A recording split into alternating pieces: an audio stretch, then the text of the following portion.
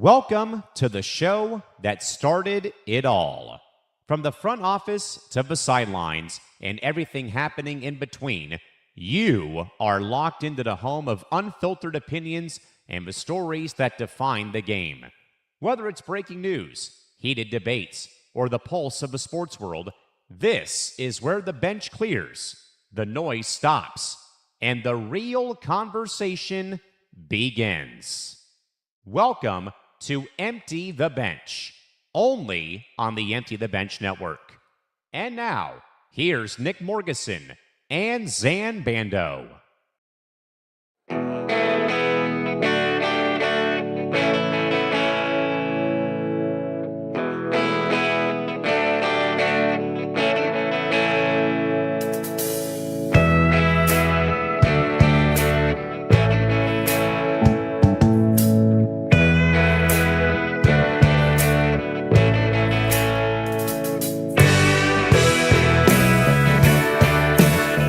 All right, we are back. Episode 325 of Empty the Bench. He's Zain Bando. I'm Nick Morgasen. Make sure you follow us across social media at ETB Sports, Twitter, Instagram, TikTok at ETB Sports. Follow the Empty the Bench Network at ETB Network, Twitter, Instagram, TikTok. Follow our YouTube channel, youtube.com/ETB Network, as we continue to grow, as our subs have been up quite a bit the last couple of weeks, as we continue on the climb. 1,135 subscribers last time I checked on our YouTube channel. So please make sure you go over and subscribe. Zain, how are we doing today? Things were good. Obviously, we're kind of off the long weekend. It was the 4th of July the other day. We're back into, I guess, the normal swing of things. We get to the middle portion of July, and somehow, some way, we're getting to that halfway to summer point, which means the sports calendar is starting to ramp up, and I think it'll continue to ramp up with what's going on over the next several days and this weekend, which I'm excited to get into. But overall, I'm doing well. It was a very chill 4th of July weekend. Didn't really do a whole lot, but overall excited to be here as always. It's Tuesday evening, so happy you guys are here. Happy that over 100 of you guys are already here and we haven't even spoken about a thing yet. So overall doing well, and yeah, excited to get started. How about you? Yeah, I'm good. It's been a nice weekend. It was nice not to have run around like the chicken with the head cut off for a change, trying to get stuff done for here, but now we're back on the grind trying to get back into things. But boy, we come back and we have a lot of news to discuss. Donovan Mitchell, this just broke today. Donovan Mitchell signs a max contract extension with the Cavs. We'll get into that. And you pointed out to me, you and I haven't discussed the Jaylen Brown trade. I've probably discussed it on about 2 or 3 shows. No, we have not discussed it together because we were talking off air, and I was lucky enough to remember that the Jaylen Brown trade had not yet existed when we were last year. So excited to finally get into that. Excuse me. So we'll get into that. Obviously, Team USA losing to Belgium in embarrassing fashion last night. Yeah, it was awful. 4-1. We'll also get into the Folarin Balogun red card, which a lot of people are upset, and most of it is from what would you say, a political standpoint more than a soccer. Oh yeah, this has turned into a political story very quickly, which is something we really do our best to avoid on this show and on my show and really across the entire channel itself. But we would be remiss and we would be doing ourselves a disservice, I would say, if we didn't discuss this part of it.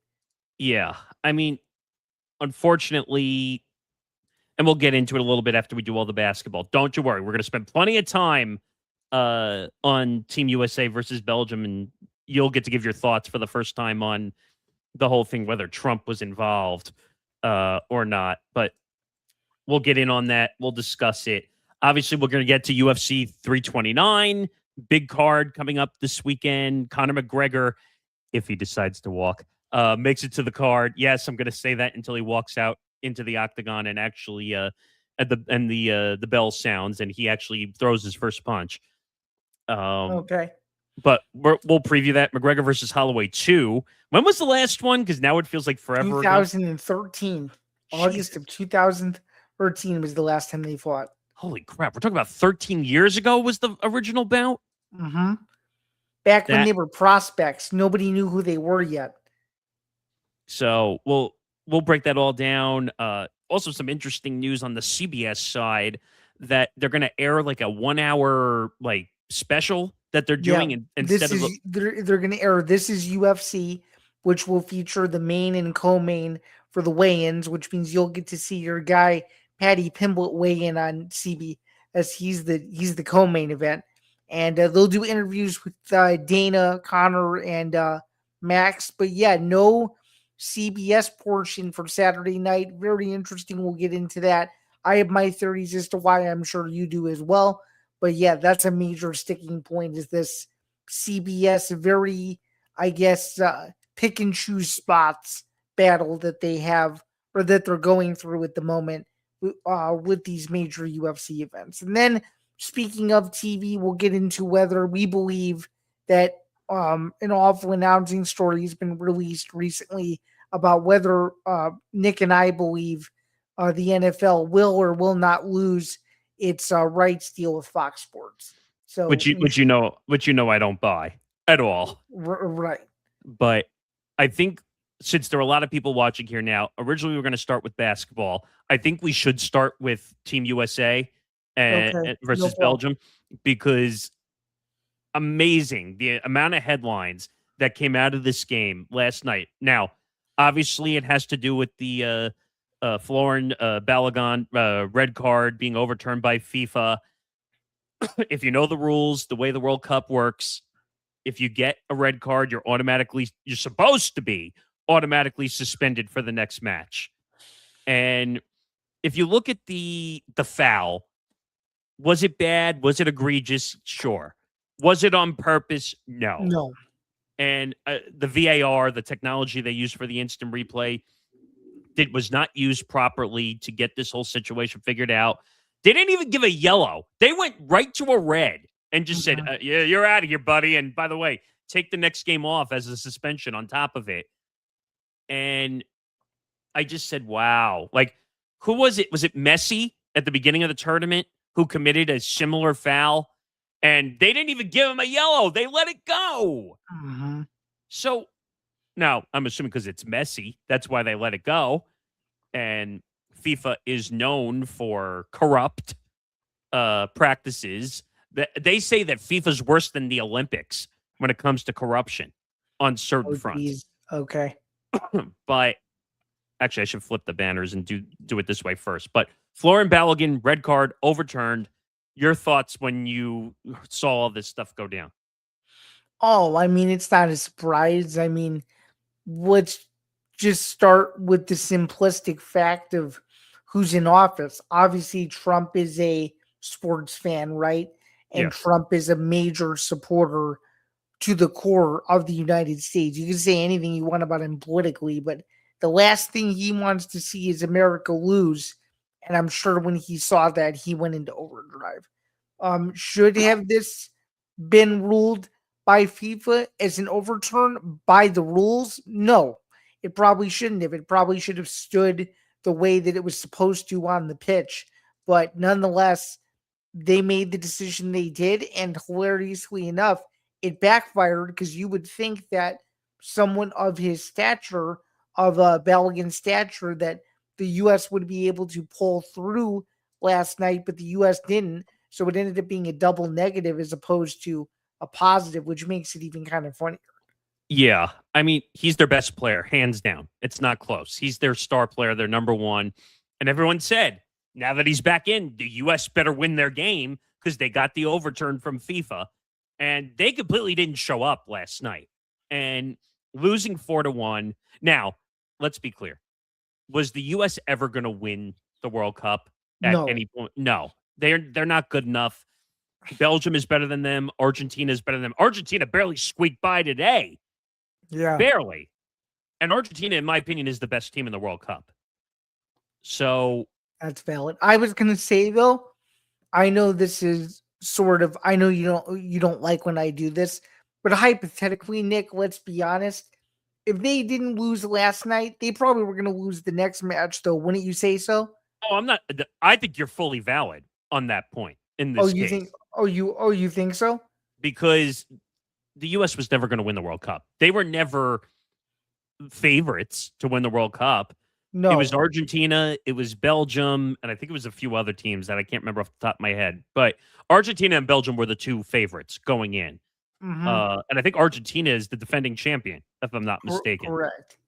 So to make it as far as they did now, is it a disappointment because they were playing good soccer coming in? They had momentum on their side. Yeah, but Belgium's is a powerhouse. You were not But beating to them. be fair, though, and I'm sure you'd agree, the U.S. did get some lucky breaks earlier in the tournament and some really, really, really close calls. Would you agree with that? They could have been out sooner.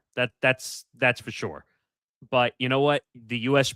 Persevered and did what they had to do to get by. But too many mistakes from Team USA. And then the goalie being a moron, coming halfway out of the goal, deciding whether to kick it or to pick it up, and that led to another goal. But let's hold the recap for a second and finish this, which is Folarin Balogun, as we said, their best player. Should the call have technically been overturned? No, it should not. It's only the second time since 1962 that a red card has been overturned. Okay. It doesn't happen. It's rare. And if I know Callan was watching in the chat, he could tell me, but I think it was a Brazilian player. Was the last time in 1962 it was overturned, and there was some controversy behind it. And actually, Callan, we'll get to some numbers for it in a second because Callan dropped some numbers in here. But here's the thing: Trump should not have intervened at all. And people are going to say, "But Nick, you're an American. Don't you want Balogun to play in the match?" And of course I do. They should have gotten the call right originally to begin with. This is FIFA's screw up in the beginning that they got the call wrong.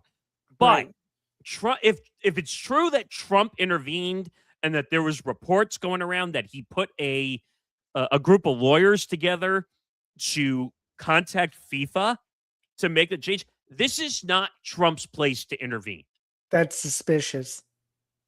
But would you agree it's not his place to intervene? No, it's not. It's suspicious. And I get it.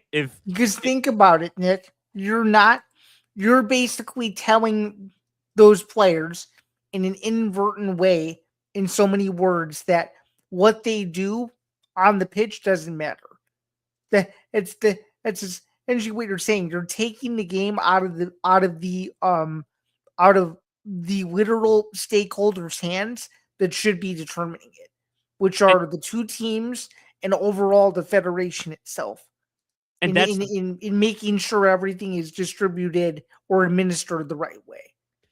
And that's the point I'm making, that FIFA has become such a corrupt organization that it would be like if Donald Trump called Roger Goodell in the NFL and said, "Hey, you better guarantee that the Super Bowl is this, or you're going to have something coming in the next 5 months and you won't like it." Or we'll take you, or we'll have the FCC remove you from Fox and CBS. But I would say it's a slightly different than that.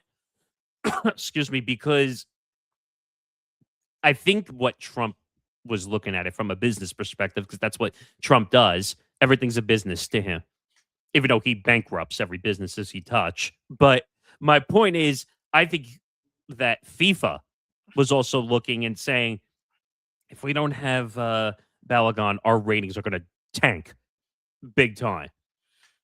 Because now, I don't necessarily agree with that, because soccer is a global game and people are going to watch it anyway. No, but I think they were worried from a USA perspective that they thought they were getting screwed over, and that's why they overturned it. Or let me correct something slightly. It's Okay. not that they got rid of the red card. They temporarily suspended the red card. So if he makes a World Cup again in 4 years, he would technically still have to serve that 1-game suspension. Oh, got it. So it's kind of similar in a sense, not really, but kind of. Let me see if you can see where I'm going with this. But it's sort of like in college football, where if you get called for targeting, you still have to serve the suspension in your next game, no matter what. Well, FIFA obviously didn't think so because they basically wiped out the red card for as long as Team USA was still playing. Okay, valid. Okay. But I'm just trying to think of a parallel. That's all. because in college football, I know for a fact, even though I don't watch it as much as you do, if you get a targeting call, you automatically have to serve a suspension next game, Oh yeah, regardless. it's always a half. Yeah, it's So, always the first half. which I think is stupid. Either you serve the whole game or you don't, in my opinion. I think so too. Because what does a half of football mean? You could turn around in a half of football and win a game, for crying out loud. Especially with how good most of not to divert, but especially with how high powered most of the offenses are, comebacks can happen in an instant. So yeah, I agree with you. So, but here's the thing, and people are going to get mad, and people have already gotten mad at me in our TikTok comments on the network. People have gotten pissed off at me, like calling me a liberal spectator, Which is so weird. What? and I'm like, come on, man! Like, stop making this about politics. It has Trump should have never have intervened. That's the point I'm trying to make. That why is Trump calling FIFA and saying, well, my players should be allowed to, our country should have this player. And you know what? And if we don't have our player, I'm going to bomb FIFA because I don't like the outcome. Like, you should have heard Nick D's impression on Lounge the other night. It was hilarious. No, I did. But it's just like, why are we bowing? If that's now, there is another report that came out that said that FIFA claims that Trump had nothing to do with it and that they went and they investigated the situation.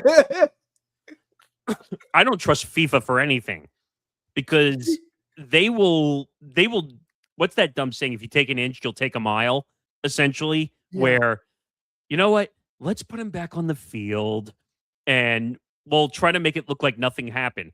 I don't know if you saw the reports because Callan put out a video yesterday that the French Federation and the UK Parliament got involved on social media and across public platforms. I did see that. And was Belgium. bizarre. And Belgium, and I'm trying to see if I can find the statement. But they basically went up in arms, and there were reports that they almost were going to protest and not show up for the match, which, by the way, would have made Belgium look way worse if they didn't play the match yesterday. Would you agree? By rule, let's hypothetically say they didn't show up. Does U.S. win by a forfeit? It's a forfeit. Yeah. Wow. They were threatening not to show up. Wow.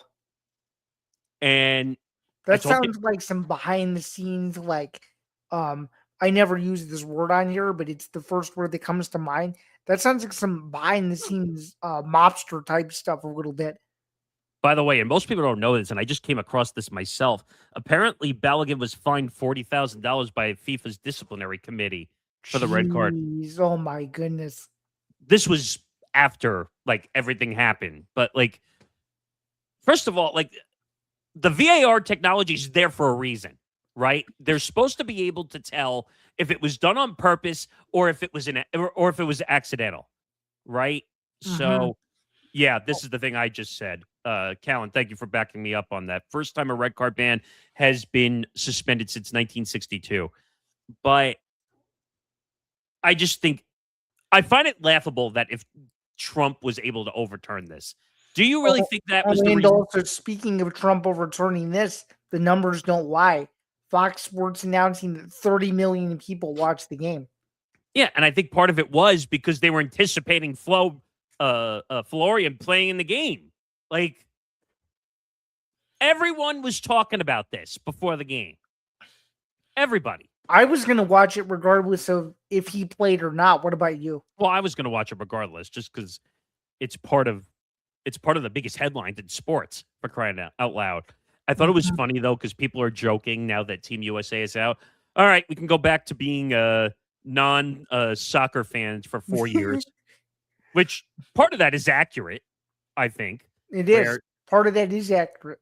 Because some people are going to be like, all right, I got my fill of soccer for a month and I'm going to keep watching though, because I'm curious to see who makes the finals of this thing. Oh, I'm going to continue to watch the tournament. I've watched most of the games in the tournament, except for some of the games that were really late at night and were at ridiculous times, by the way. Like, I think at the beginning of the tournament, wasn't there like a Turkey game that was at midnight? Yeah, midnight, and it ended at 3:30 a.m., 3:30 or 4 in the morning. See, that's ridiculous. Now, the one that's going to be more difficult is when the women play in 27 and the host country is in Brazil. Oh, that's going to be brutal because that's a weird time difference for both of us. But I thought I read that Brazil's only a 1 or 2 hour time difference from the East Coast. So I had done that. I looked that up on Google last night and I was like, wow, if that's the only time difference, then we're good. But if Trump really was the reason, like, that bothers me for some reason. Like, stop getting involved. No one asked you to get involved. Like, let FIFA handle it, even though they're corrupted and terrible and don't know how to handle shit. But I don't know. Like, do you think you should have stayed out of it and just let the suspension be, or no? Yeah, and also I'm going to go out on a limb and say this, and I don't know if people are going to agree with me or not. If Trump wasn't the president, I think every other president would have followed the letter by the book. That's what I think. Now, we have no idea if FIFA would have overturned it at some point anyway, but I think every other president would have left it alone. 100%. 100%. Nick D said it great on Lounge the other night. Like, Trump can't keep a secret and he can't keep his big mouth shut. No, he can't. And who knows? FIFA claims they were investigating it. I don't buy it. By the way, he added another comment. This is what he said. It might be accurate, but it's an age-old crutch. Now we need to support domestic leagues like MLS, NWSL, USL, especially if you live in a city like San Diego, Chicago, or New York that has clubs. Yeah, it's accurate. That's very accurate. Yeah, now I need to go to a Red Stars game or a Fire game based on his comment for sure. Those are two clubs I've never seen in person as of yet. Soccer is a very global game, and more people should get involved in it. I should probably try and go watch Gotham FC if I can get to it. Where is it at usually? I think it's at either Yankee Stadium or I think they have a new stadium now also. I'm not sure. That's not. By the way, shout out to the 175 people who are rocking it in here, and we're not even 30 minutes into the show yet. You guys are absolute maniacs. Thank you all.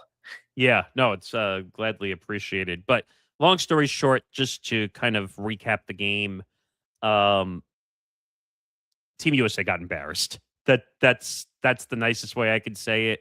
Mm-hmm. Every time it seemed like Team USA was heading for the goal, like they kept getting intercepted, or their transition passes were just getting intercepted every time. Two really close calls. That one wide left one, and the other one that went right. That was close. Yeah, they had one in the final 7 or 8 minutes. Also, that was close. Yeah. And then also, what was it? Pusevic got hurt. Also, who's been injured most of the tournament. I don't know. I think they ran out of gas too. I think so too. Gotham is currently at SI Stadium in Harrison, New Jersey. That's right. Moving to this was the news that Cal and I are going to discuss on Press Row, that they're moving to Etihad Park in 2028. NYCFC is at Yankee Stadium and Citi Field. Red Bull New York and Harrison, New York. What makes you I'm just curious because I may not understand the reference. What makes you laugh at his last statement? Well, because they used to be called the Red Bulls. Okay, got you. Okay. And then, well, because the owner, I think, is the owner of the Red Bull, the company. Yeah. So, and then they just recently changed their name recently. But I don't know. Is it sad to see Team USA out? Sure, it is. But we were never good enough to compete with Belgium and No. Argentina and all those teams. Oh, by the way, he added one more. That's what he said. The alias formerly known as the New York, New Jersey Metro Stars. That's right. Before Red Bull bought the club in 2008. Yeah. That's interesting. But let's transition a little bit and go to basketball because that's where we were going to start. The Cavaliers, Donovan Mitchell agreed to a 4-year, $273 million extension with a player option in 2030-2031 season. This is really not a surprise. He's their franchise player. Now, I can't believe they're trying to re-sign James Harden, but could this be a setup to see LeBron play with Donovan Mitchell in his final season in Cleveland? I could see it. It'd be a great duo. I could see it because what is the status of LeBron maybe going to Philly? Is that possible or no? So there's a couple ways you got to look at it. One is his last season for his career, or is his last season to win a title? If you were LeBron, Nick, what would you think about? Would you think about winning one more ring, or would you think about going out on your own terms? I mean, as an athlete, you always want to go out winning a title. That Right. would be me. If that was the case, if I was telling LeBron, if I was Rich Paul right now, which I don't envy being Rich Paul right now because that is a terrible job. That's right going now to be that's going to be A, a stressful job, and B, he's probably not getting much sleep if I were to guess. Well, and he's also being an idiot on his own podcast with Max Kellerman and the stupid whiteboard. Did you see the whiteboard or no? I did. Yep. Of course I did. Please tell me you thought that was laughable. I did. Oh, you don't think I would miss that? Of course I wouldn't. But if we'll get back to Mitchell in a second, there's a connection. By the way, terrible handwriting on that whiteboard. Well, by the way, that was a bunch of chicken scratch if I've ever seen it. We don't know who wrote that. That could have been people, handlers for the podcast. We have no idea. But right. If I'm LeBron if it were me, I'd want to go out winning a title. Number one, I could give two craps about legacy. And like he's already the all-time leading scorer in NBA history. The legacy's already cemented. If you were to ask me, I don't think there's really much for him to prove. I mean, going back to Cleveland would be kind of just like, I don't know, just like expected if he went back to Cleveland, because it'd be the second time he returned in his career since obviously being drafted there. But to win a title, it's Philadelphia, and it's not close. Philadelphia is where he should go. He'd get to, even though I can't stand Joel Embiid with every ounce of my being. The NBA, Nick, would be ecstatic if LeBron went to Philly because you already know that those ratings for 76ers Knicks next spring are going to be bonanzas. If he ends up in Philadelphia, the Knicks don't stand a chance next year. I'm just going to say that now. And that's that. And before anybody goes in our comments and says I'm a Knicks hater, I'm going to cut you off right now because you're telling me that the Knicks would beat a lineup of LeBron James, Jaylen Brown, which we'll talk about next, Tyrese Maxey, VJ Hedgecomb. You're not beating that lineup. You know me. I'm not the biggest NBA guy, but even I know that lineup is the best lineup in basketball. If that were to happen, and if Joel Embiid is healthy, forget it. You're not beating that lineup at all. Even though I don't think Joel Embiid will ever play back-to-back games. That's his claim, not mine. He said that himself. But excuse me. But you know what? The Donovan Mitchell signing, he was always going to be the franchise player for Cleveland. Always. And it's not a question. It's now.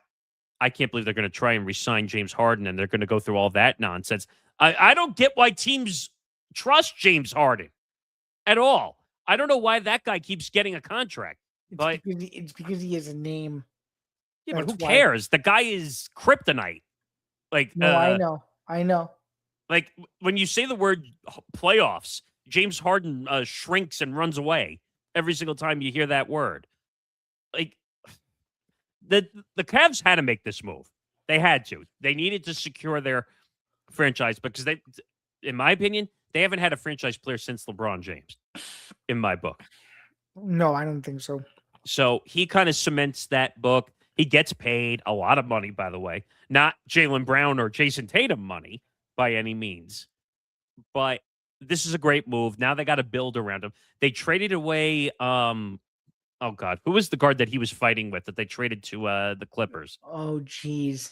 Oh, Garland. Yes. Garland. Yep. Darius Garland. Because Yep. Garland was never going to be a franchise player ever. No, I don't think so. So they needed to move him because him and I think him and Mitchell were not getting along at all, which was very odd. But because Mitchell's not really a fighter type of player, like he'll speak his mind, but he's the leader. Even though James Harden's going to be ball hogging the ball every single night, but I don't know. Like, did you really see him going anywhere else? No, No. Cleveland traded for him. They had to pay him. Like that. That's really the long or the short of it. But let's get to the trade you haven't had a chance to talk about. I've probably talked about it in 3 separate streams already. But Celtics trade Jaylen Brown to the 76ers for Paul George, 2 first-round picks, and 2 second-round picks.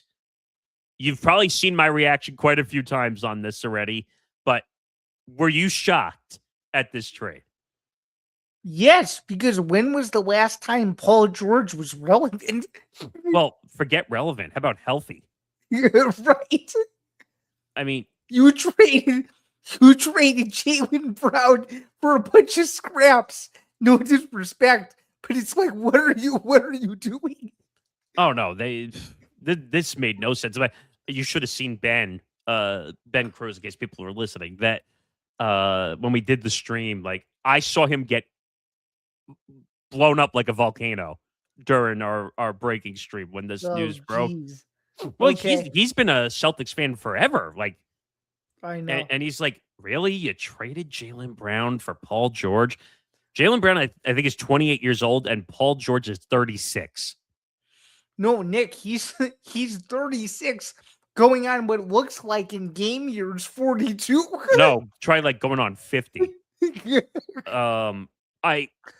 We all know that the Celtics had it out for Jaylen Brown. Nick, I remember when Paul George was on the Pacers. So do I.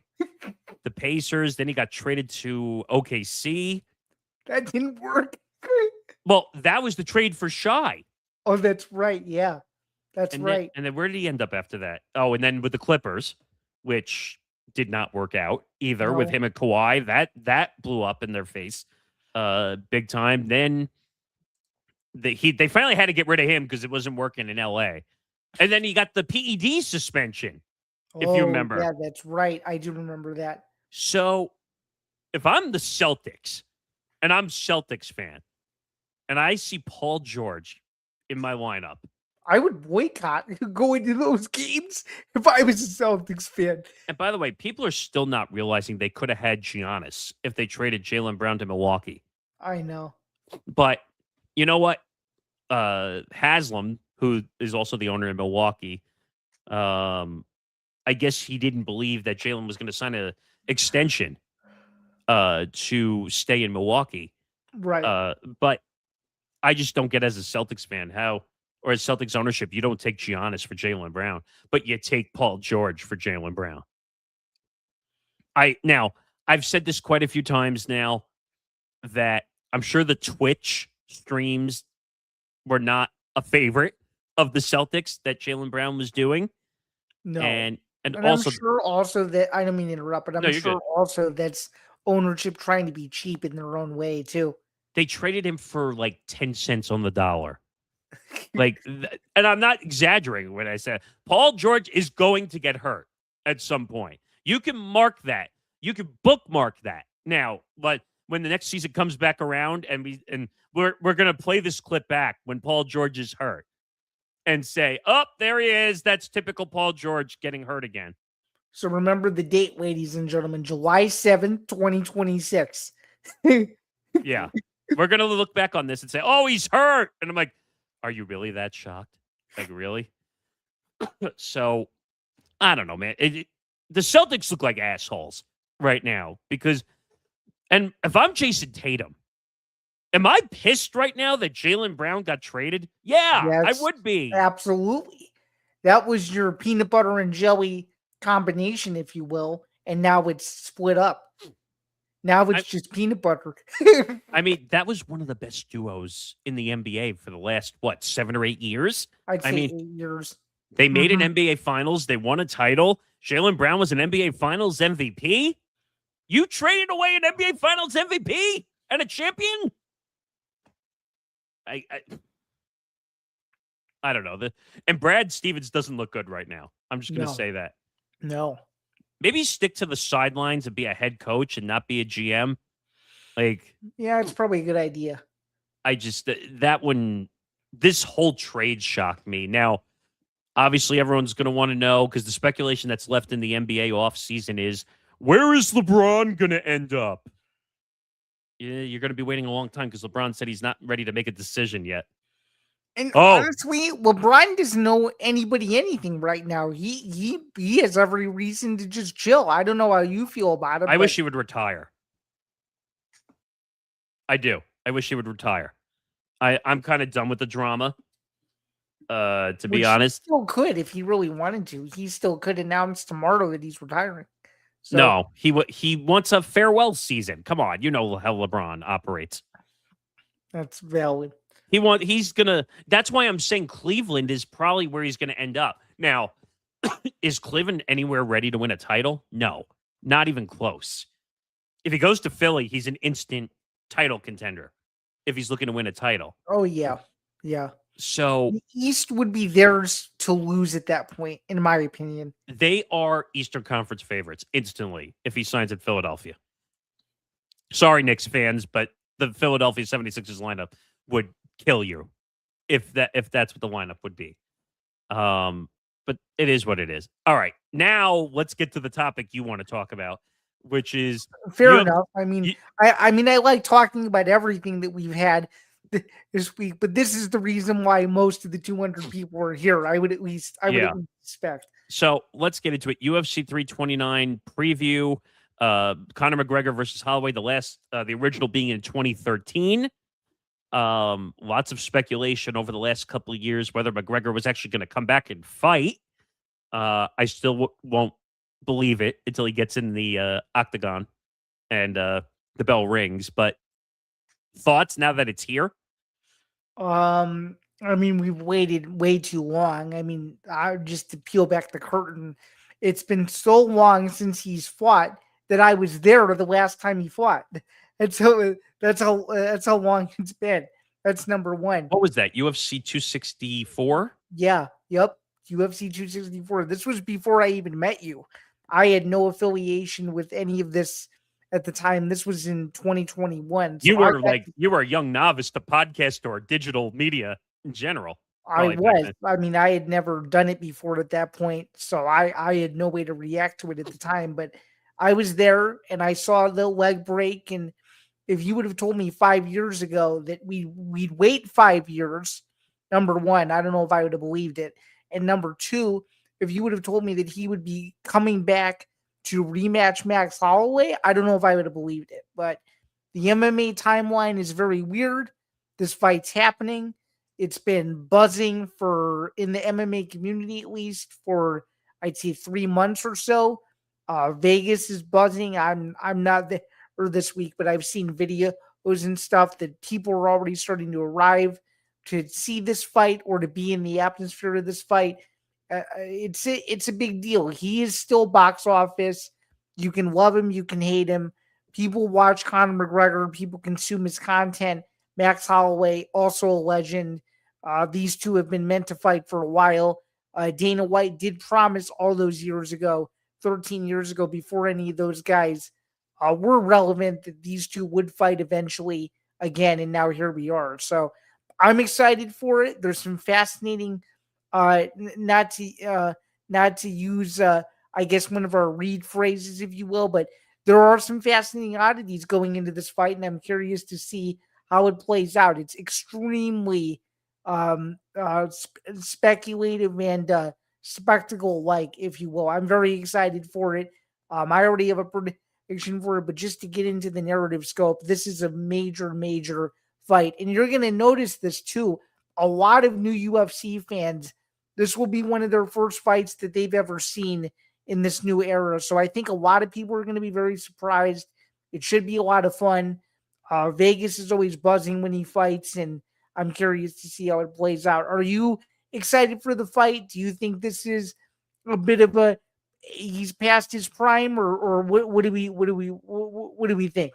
Well, the one thing I will say is 5 years is 5 years. Like, to make your way back, and I think Tom said it well on Fight IQ last night. Like, the anticipation is there, but what is he going to look like after 5 years of not Nobody being in knows. a real fight? That's I what almost makes it so interesting. I almost said it in the chat last night to him, but doesn't this have like a little bit of a Ronda feel to it? A little bit, where she hasn't fought in so long and the anticipation was so high and nobody knew what to expect from either Ronda or Gina at all when that fight happened? I would somewhat disagree, just because Holloway has been so active in the time that McGregor has been inactive. Is this a Paramount Plus card or CBS card? So I think it's a hybrid, right? It's not. It's Paramount Plus only on Saturday. Well, I thought they're only showing stuff on CBS, right? For the weigh-ins the night before. There's no CBS element on Saturday. And in my opinion, they blew that one really bad. Like, they should have been showing the McGregor Holloway fight on CBS. I think. It's the biggest fight in how long? Because I put the White House card aside as a special event, but it's probably the biggest fight global wise since probably UFC 300, I would guess. How do you not take advantage of putting this fight, getting it to the eyeballs of some people who might, and you could have promoted Paramount Plus on CBS. It's your event. You can do whatever you want. Exactly. So I think that they're blowing this big time by not putting, and you know what you could have done? And I think I said this to you before. They should have, well, at least I thought they were going to put some of the White House card on CBS. I think they blew that one up too. Yeah, they didn't do anything like that. They should have. What did I remember what I said to you about the White House card. They should have put the two main fights on CBS. Would have done insane numbers. CBS would have made bank on ad revenue. CBS would have killed it. So I'm saying that they should put the Paddy Pimblett fight and the McGregor fight on CBS. They would have made bank if they put those two fights on. If you wanted to keep everything else up leading up to it, fine. But they should have put those two fights on CBS, especially the McGregor fight. You imagine how many more people you would get interested if it was on actual TV? Oh, you'd get somewhere just in the United States alone. You might get 35 million viewers if that's the case. You might get numbers that they've never even seen before. Even though Dana has a tendency to over exaggerate the numbers when he claimed that the White House card had Super Bowl numbers or was going to have Super Bowl numbers, if you remember that. I do remember that, yeah. CBS would get massive ratings. Yeah, they would. They would get insane ratings. Now, looking at Conor, I have no idea what to expect out of this man. I still think there's a chance he could pull out of the fight, to be honest. Like, some are speculating that might happen. But I will tell you right now, if he pulls out of the fight, he will burn every bridge with the UFC that he has at this point. I think so too. I think he already has burned every bridge with the UFC. The only reason that there's a fight is because he has to play out the contract of the two fights that he has. No, I think the reason why there's a fight is because it's International Fight Week and every major UFC star this year pretty much has already fought. So it leads the UFC to have very few options of who to put as a main event. So it was perfect for McGregor to come back. No, but you're going to tell me, though, that the contract had nothing to do with him fighting, though? No. The contract has everything to do with him fighting. I'm just saying from a timing standpoint, it's very difficult to not have McGregor be in this particular card as the main event because of who has already fought on the roster. That's like a major name, at least Right. so far this year. I laughed at the comment that you made in Fight IQ last night where Tom rolled his eyes, and I think you know which comment I'm talking about. No, I know. And the one that I'm talking about, if you didn't watch Fight IQ yesterday, if you didn't, you should go back and watch the replay. Is you brought up Chandler again, and I was chuckling in my seat because I was sitting right here when that comment popped up, and I knew he was going to roll his eyes right away when you made that comment. I'm just saying he's going to be there front row. Well, he's going to be right there. I said that to you, that he claimed that he's going to make a call out again, right? No, I know. Now, it's not in his favor because he lost his fight badly at the White House. Hard. Goofy. Yeah. He didn't even. How long was that fight? It wasn't long. First round TKO. Yeah. I mean, if Chandler had won the fight, there might have been a different discussion. Maybe. But I think Dana's just over it. I think he just doesn't want to hear McGregor Chandler. I don't think he wants to hear that anymore. Yeah, I think he's over it too. I really do. To be honest, I'd rather see the other rumored speculation that came up with Conor. Which is the Paddy Pimblett fight, right? No. I'm talking about the crossover rumor that had popped up. Oh, okay. Which was Crawford versus McGregor. Oh, yeah, that's right. Right, yeah. I will tell you right now, if that fight had ever happened, I would have been sitting right in front of my TV watching that fight. You would have watched it? That would have been appointment watching for me, for sure. I remember when I watched the Mayweather McGregor fight. You do? Yeah, I was literally, well, I could say it now because Dana jokes about it. I had to find a way to watch the fight, pun intended. Okay. But I was never going to miss that fight. Now, it's a lot easier to get these fights because they would be on streaming platforms. Right. But I would watch McGregor Crawford, no problem. Now, Crawford came out and said that he was not able to talk about the numbers, which I think is BS, by the way. Well, he said that, and he said he wasn't interested in doing an MMA fight because he didn't want Conor to kick him and stuff. Yeah, because McGregor would probably win. Yeah. But I think McGregor inflated the number, I think. Do you agree? Yeah, I do. Do you really think there was a 2-fight deal for $200 million? I think there was a 2-fight deal. I think that's legit. It's the number that wasn't legit in my opinion. $200 million sounds crazy, though. I think so, too. Now, I understand, and you told me this, and I can't remember what the percentages were for McGregor Mayweather. When I know Floyd made an insane amount of money. So did they each made at minimum $100 million, if I remember correctly. That's what I think I told you. Yeah. Yeah. But Floyd made like an insane number compared to Conor. But like, wasn't it true like that Floyd like held up the check, if I remember correctly, after the match was over? Also, I don't remember if he did that, but he did make a video like showing off like all the money he got. Well, because everyone thought it was a lie, if I remember correctly, right? Yeah. And then he's like, I don't think it was right after. I think it was on Instagram like a few weeks later or something like that. I thought right after the fight for some reason that like because he was being Floyd Mayweather, like he just went, here's the check, like that I made. Now, Floyd's in legal problems of his own right now, but I know. I mean, I'm looking forward to seeing McGregor fight, no doubt. Like, I have no idea what he's going to be like after 5 years. Like, that's like being an athlete in any sport. Like, you could play pickup games and you could do whatever, but it's not real competition. No, it's not. So, with that said, who are you taking on Saturday, assuming the fight actually happens? Oh man, it's going to be a good fight. I don't think it's going to be a knockout. I don't think so. Everyone thinks like that McGregor might knock the crap out of Holloway. I don't know if that's fully true. Do you think that McGregor's going to knock the crap out of Holloway?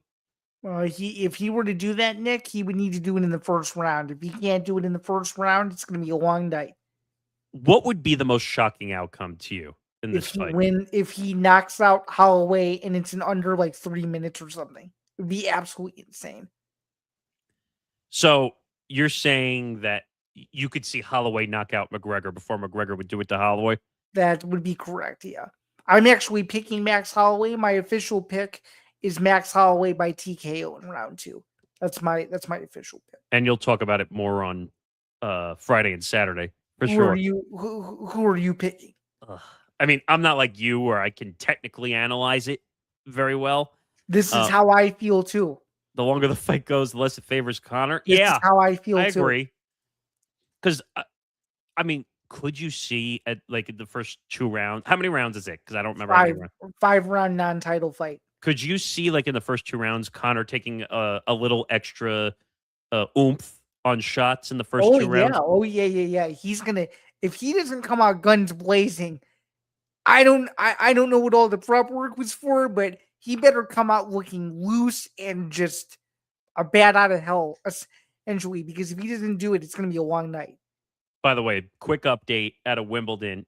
Djokovic and Egor Alisimi from Canada. 5 sets, tiebreaker, 6-6. Djokovic is up 7 points to 4 right now. That's outstanding. The new rule in the 5th set tiebreak is 10 points now. So it's get to 10, win by 2. Djokovic just won a point. It's 8-4. It looks like he's about to win in 5 sets in advance to the semis. Okay. But to get back to this, I think Conor's got to strike and fast in the first 2 rounds. I think so too. And I think the only way he could win is by knocking Holloway out. That would be correct. So, and again, I have no idea.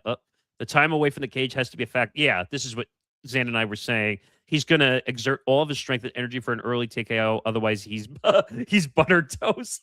He's not wrong. He is not wrong. That's exactly right. He is 1000% right. Here's what I'll say. If McGregor can do it in knockout fashion in the first 2 rounds, or let me say it this way because you can't really say it that way. He needs to come out guns a-blazing and knock him out in the first 2 rounds. Okay. If he doesn't, I think Holloway wins the fight if this goes past 2 rounds. Okay. If you were to make an official pick on it, do you think Holloway probably beats him? Yeah. Like I said, if this goes past 2 rounds, I think either Holloway, and I could see Holloway knock him out early. I think so too. I think so too. Because Poirier did it. Poirier knocked McGregor out. So, by the way, speaking of Poirier, did you see the odd quote in that interview? Tom played it yesterday, but that he said he would take McGregor in a fight. Did you see that? I did see that. Yeah, that was a little odd. I did see that. I don't think he would stand a chance against McGregor. I don't. Really, even though he's already beat him twice? I don't know if McGregor Poirier's in the right mental mindset. Oh, that's valid. Okay. I think that, and we don't have time to talk. I mean, do we have time to talk about that for a minute? Yeah, we do. That interview was very awkward, by the way. The Poirier interview. I don't know how much. I don't know who did that interview again. Do you know? It was the Diary of a CEO was the name of the channel. So it's not even a MMA show. It wasn't even. No, it's not. It's an entrepreneur podcast. Some of his answers, would you say, were a little odd? Yes. Him calling for fights now after what's been going on, that didn't make sense. No, he's not in the right headspace. I mean, he's even worried about scarring on his brain and CTE, and he talks about all this stuff. Yes. But in the next sentence, he goes, "Yeah, I want to fight still." And it's like, dude, it's either one or the other. Well, I'll ask. Okay, good. No, I was done. What were you going to ask me? I asked Tom this, and I'll ask you this too. Do you think that the UFC does not do enough testing on head injuries, potential CTE, hits to the head? We saw Pereira react and go after Herb Dean for not calling not making the calls, right, against Cyril Gahn. Yeah, getting hit in the back of for the head. the strikes to the back of the head. Yeah, Which I don't know. Were those illegal? Were they not? You would know some of better than them me. were. Some of them were very illegal. Yeah. They are legal. No, some of them were illegal, while others were illegal. It was like a mix. So I guess going back to the question I asked. By the way, Djokovic just won in 5 sets. Okay. Um, do you think they don't do enough head brain testing in the UFC? I don't personally think so, but I don't have enough proof to suggest the opposite. I But don't think they care about the based fighters, on though. what I see, I don't think so. I don't think they do enough to protect the fighters. Because some of the turnarounds for some of these major stars are like so crazy. Like 3 months, 4 months, like almost instantaneous. Like it's very interesting. I mean, you talk about this all the time because, like, you explained it to me. The medical suspension after a fight. Mm-hmm. Didn't you say that sometimes that they kind of finagle They the sort of medical? do. It's very confusing. What was it last time? What was it, Diego? Where they had to finagle it? Diego Lopez and I think it was Dan Egate or something. Was that Yeah. the fight that was like last minute's notice that because he Yes. happened to be in Vegas, so they were able to put a fight on? Correct. And they also had to finagle the weight, didn't they? Yeah, they had it at a catch weight, from what I recall. So, so the UFC gets away with a ton of shady shit. They do. They do. That's valid. And it concerns me, like for guys like Dustin Poirier, who unfortunately had the incident in the airport and was Yeah. drunk and got arrested and all this stuff. Like, do you think that the remorsefulness was valid in the Oh, interview? where he apologized to the cop, you mean? Well, but that and in the interview, do you think I like do think so. I mean, you should know this as well as anyone. I've been lucky to interview Poirier Yeah. 3 times in the last 2 years. Oh, I remember. Yeah. He's always very cordial, and he's always very open, and he's always very honest. That's why I was very open about what I thought about the whole situation, because of how much time he had given me and stuff, and how like chill he is about a lot of things. And I don't think a lot of what he said or did is the real him. And that's not to say that he should have said some of the derogatory things he said he shouldn't have. I'm not defending that. I'm just saying his mindset was not in a good place when he did all that stuff. Now, according to the interview, because I went back and listened to it myself, is apparently he lost quite a few sponsors from what I understand, including a major one, which he didn't say. I don't No, know. he didn't say any of the sponsors that he lost. I don't know. Nobody- Can you speculate on any of the big sponsors he had? I can't even think of any. I hope it's not Samsung. If you recall, the first interview I ever did Yes. with him was a Samsung interview. That would suck because he was super complimentary of them. Hopefully it's not Bud Light. Remember, I did the Bud Light. That's the one I was going to bring up. Yeah, like the combo interview, right? If I remember correctly. What do we got here? World Cup update: Switzerland, Colombia heading to extra time in Vancouver. Okay, but it's got to be one of those two major ones, right? If he said he lost a major I sponsor, would say so, but again, I have no hard evidence to suggest it. But those are two major brand names, and I figure it's probably one of them. and he even speculated that he's not sure if his UFC situation could be affected. Yeah, with, and I haven't heard anything suggesting that he's out on his desk work or deep waters. I guess we'll find out this weekend, because technically, if everything was fine and dandy, he would be a part of that stuff. So I have no idea. But they could also. It's a McGregor fight, so you would think if it was a perfect world, he would be a part of it. But they could have also said to him, like, hey, like, we're not taking your job away. Maybe you should just take a week or two away. They could have said that too. True, good point. But I don't know. Does he have a drinking problem? I think he probably does, because he admitted in an interview with Full Send MMA a week before all of this arrest stuff happened that he was battling addiction. Because I even asked Tom, I said, like, is he like covering up something with the drinking? Now, he did say like it could be a CTE situation or a head injury I think it, situation. I think it is. But you know what? I feel bad for the guy. He seems like a very nice guy. I've seen like he's very good with the fans from videos I've seen. And when I met him in person last August in Chicago, he could not have been nicer to me.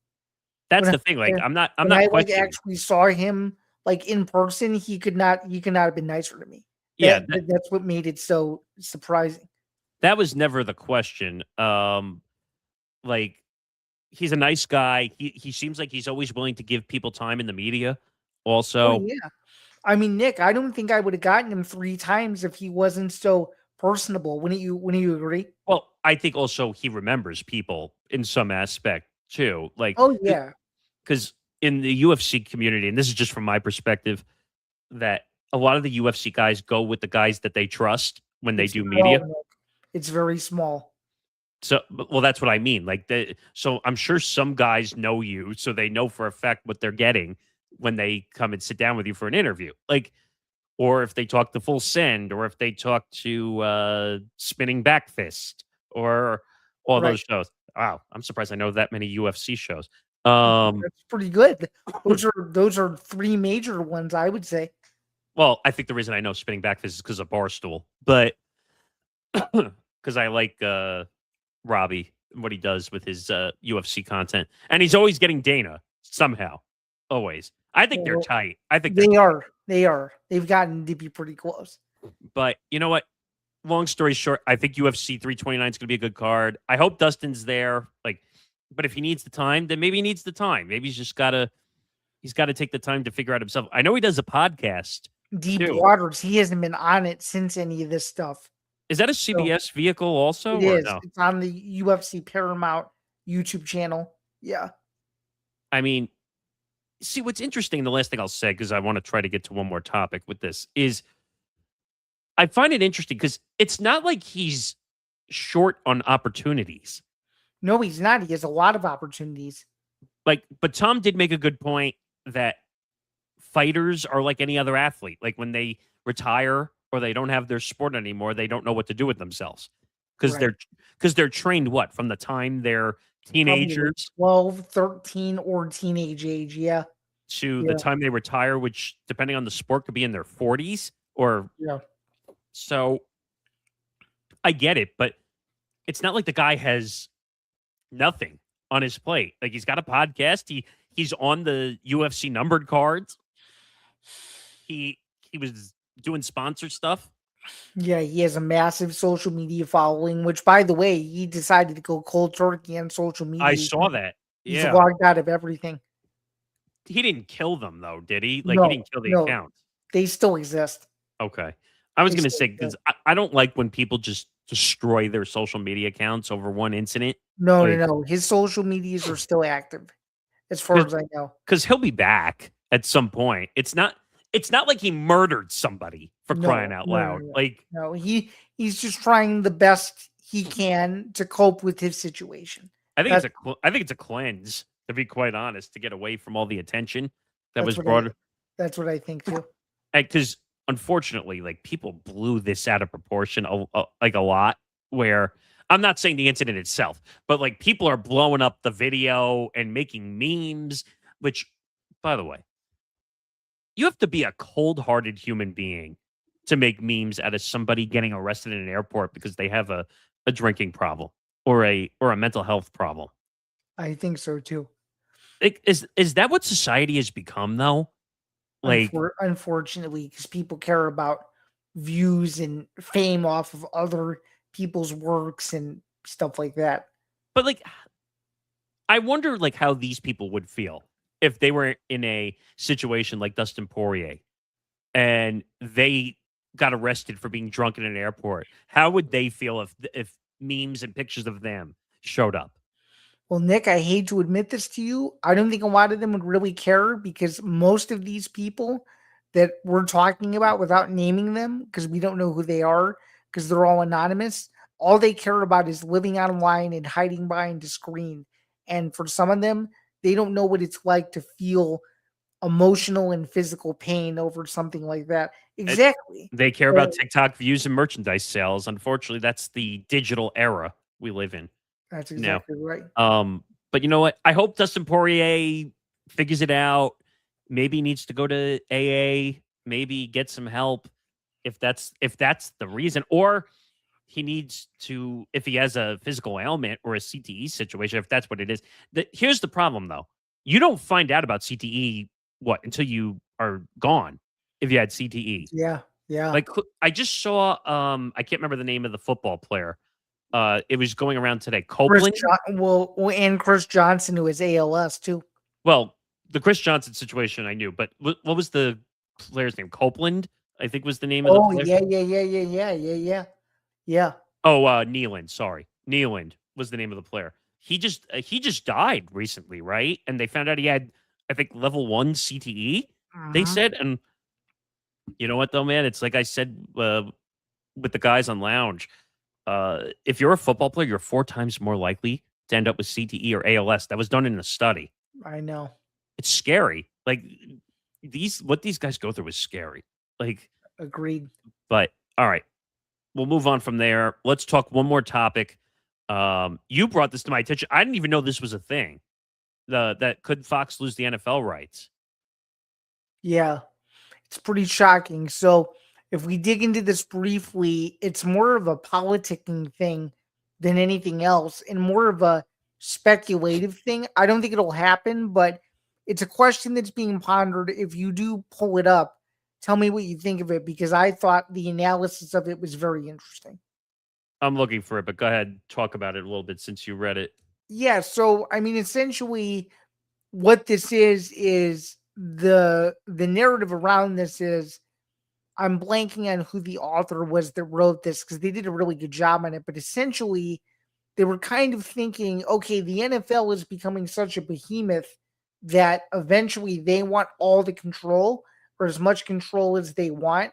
And they worry that with this potential WBD merger that's in the pipeline, that maybe the NFL would be affected in some way to where their, I guess, own volition or own packaging would not be as prioritized as it is now. And that's kind of why it's being thrown around. I don't know what you think of this, but long and short, because it's a very long article, that's what I kind of got out of it. I can't seem to find it at the moment, but first of all, I don't think the NFL is going to lose rights. I just don't see that happening. Fox is a huge partner for the NFL. I just don't see that happen. Oh, as we see more breaking news coming in. Donovan Mitchell will embrace LeBron James coming if he wants to come to Cleveland. Interesting. Oh, you have the article right here. All right, let me check this out, and then we'll close the show here. Oh, so this was from like a month ago, or a little over a month ago. Oh, really? Was it updated recently? This is Maybe- from May 8th. Oh, really? I don't know why it populated in my feed, but I guess it's not horrible to kind of talk about just because sports media is very interesting. Yeah, over 30 years. Yeah. Yeah, I don't see Fox going anywhere. Now, the issue you might run into with some of the TV platforms or the cable platforms is you're going to see Netflix. Prime Video's already here. Netflix is going to have 5 games, I think, this coming season, if I remember correctly, including the triple header or whatever on Christmas. So streaming platforms are here to stay. And could Amazon buy Sunday Night Football? They were talking about also for NBC, possibly losing it. I could see it. That would be a travesty if Sunday Night Football was not on NBC. I think anymore. so too. Because imagine, Nick, the older generation trying to find a lot of those games. The only way you could watch it locally is if your local team played on Sunday night. Or on radio. Or on radio. Mm-hmm. See, and this is a debate I have with Nick Dio all the time about, well, everybody has streaming platforms. Everybody has Netflix. And I'm like, no, that's I don't know. I don't know about that. That's not accurate. Like, Do more people have streaming platforms Yes. now? Yes. Yes. Are older people I- starting to get into it? Yes. I can guarantee you, and I know this kind of segues back to a topic we've already talked about, but think about it. I can guarantee you that there are a lot of people that don't have Paramount Plus or don't know what Paramount Plus is. I'm Oh, almost I agree. positive. I agree totally. I mean, streaming is part of the future. We can't deny that. Okay. And Amazon Prime Video is already doing it. They have the NBA. They had playoff games for the first time on streaming platforms Yeah, this season. I'm sure people were not happy about that, but it is what it is. Like I wasn't. streaming, but streaming is part of the future. They have exclusive games on Peacock for the NFL. You think people are happy about that? No. No, Do you remember when ESPN had international games on ESPN Plus only? If you remember that whole debauchery when it I went do. down. Unfortunately, streaming games are going to become more, not less, because those companies can afford to pay the prices that the NFL are looking to get from a financial perspective. Christy makes a good point. Look at pro wrestling. Some of them are going to streaming services, but that's part of TKO because of UFC and WWE and all that stuff with between Netflix. To be honest, I wouldn't be surprised at some point if some vehicle of UFC ends up at Netflix at some point. oh, I think it'll happen. I don't know when. Obviously, it's not going to be the numbered cards or anything. I think you'll see major Zuffa boxing events end up on Netflix. That's my guess. Or what's the other one called? Power Slap. I could see Power Slap ending up on Netflix at some point. See, I don't know because Power Slap is more of a digital social media YouTube vehicle. I don't think people are paying to watch that. Yeah, but Netflix is buying everything. I mean, they bought the freaking dog show for crying out loud. That's true. I don't know who would be going to Netflix to watch Power Slap. That's the only thing. Christy and Cowan make a good point here. If this WBD Paramount deal goes through, AEW might be on Paramount Plus. That's true. That was a deal that this merger, which we've talked about before, and Cowan and I have talked about this on Press Row. This deal right now, this merger is holding up a lot of things right now. Currently, yeah. Mm-hmm. Is it a conflict of interest? I have no idea. Callan says, look at the Ducks and Stars who've moved to Victory Plus, which is a fast station. So fast stations are, would you say, are the future, kind of, in a sense? I think so, yeah. Isn't Victory Plus like an app, right? It's a streaming station. Yeah. Okay. Interesting. Think about, and you know this name from knowing media, Jim Rome, who was on, went to Twitter, or went to X to simulcast his show. Yeah, and it's now huge numbers. And now he's on, I think he has a fast channel now, I think, for all his stuff. So yeah, VSiN is a fast channel now. Everything has a fast channel. I'm telling you, to be honest, once we nail down monetization, we can get a sponsor, we should have a fast channel at some point. We really should. Or where people could stream us 24 hours a day. Well, or we could put programming that doesn't necessarily make it. Like it could become part of a secondary channel for stuff. To be honest, fast channels are the future because people are looking to find their content. They want to watch specific content and they want to know that they have a schedule of watching content every day. But right. I've thought about, to be honest, I've looked at fast channels. The problem is if you saw what the price was to run a fast channel, your mouth would drop all the way down to the floor like a cartoon. Oh, okay. It's that expensive. You would need ETB Fast Channel and Pluto TV, which would it would be free. I'm in. Oh, what it? Yeah, because Pluto TV, you can watch anything for free on it. I'm just saying, though, if I told you what the price was for the fast channel when I looked it up, your mouth would literally hit the ground. Oh, I bet. And we're not talking about hundreds of dollars. We're talking about a lot of money. Okay. But if we get a sponsor one day and because we have some coals in the fire that we're working towards, I'd be down for a fast channel because that's the future for a lot of stuff. And looking at Fox Sports, they're never going to lose the NFL rights. Come on. The only thing that would kill them is streaming, to be honest. That would be the only thing. I think so too. But that'll do it for the show. Make sure you follow us on social media at ETB Sports, Twitter, Instagram, TikTok at ETB Sports.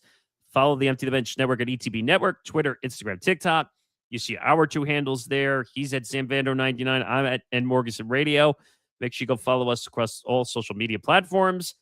I don't know. Did I leave anything else out that's coming up? Oh, your show's coming up on Friday at 3 p.m. Eastern Time, live for the second time now. We'll be live for the second time, and we will be doing a special Zanzinger Part 2 on Monday morning following the madness that is UFC 329. We had some scheduling conflicts. Hey, you and Tom pulled the old switcheroo. Yeah, which, by the way, might even help in numbers. I think people might be looking for my own post-fight show, so I'm excited about that. Oh, yeah, and I forgot about this. Burning the Midnight Oil tonight. Yes, Cowan's Cranium tonight at midnight Eastern, 9 p.m. Pacific. He's going to get into the World Cup a lot, and also the Balogun red card situation. Yeah, and then Saturday afternoon before UFC 329, we will have a Fight IQ Puncher's Chance combo, and I will be a part of it, so I'm excited about that. Yeah, so the UFC 29 fight, special, because we do all the number card specials, so that'll be part of Fight IQ Puncher's Chance, and I heard there could be some possible other people, possibly, depending on how it works out. Yeah, he's still working on that. That'd be fun to get some extra people in on the mix, and then obviously there'll be a post-fight show on Sunday. I was told 1 a.m. Eastern time was the. Yeah, he's soloing that, unfortunately, but it should still be fun. That's late, but that's kind of how UFC goes, right? No, I mean, it is, unfortunately. And speaking of, because we'd be remiss if we didn't briefly mention this, BTR will have some AEW on Roku Talk as well. Right, because Roku picked them up. Yeah, so a lot coming up, a lot of irons in the fire. It's now that time of the year where we're going to start speculating NFL talk again very soon. Training camps, I think, what did I see? Open up August 3rd, I think I saw. Yeah, I think so.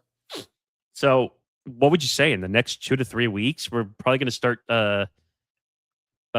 sporadically bringing the NFL stuff back into the show. Probably. Yeah.